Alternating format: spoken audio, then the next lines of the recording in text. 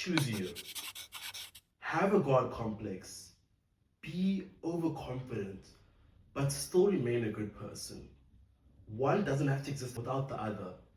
I gained such an unrealistic sense of delusion and cocksurety that I am in the place where I am now.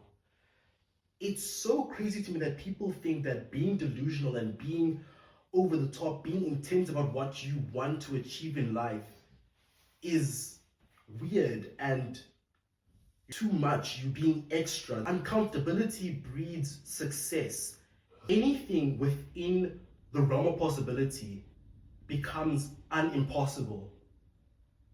Yes, it'll be risky, it'll be scary, it'll be daunting. Anything that feels negative in the moment, you will feel that. However, in the end, you'll look back and be like, oh, it wasn't that bad.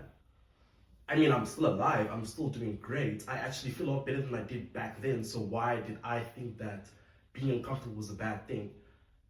I, for one, know that when I become uncomfortable, something great is bound to happen. Put yourself first.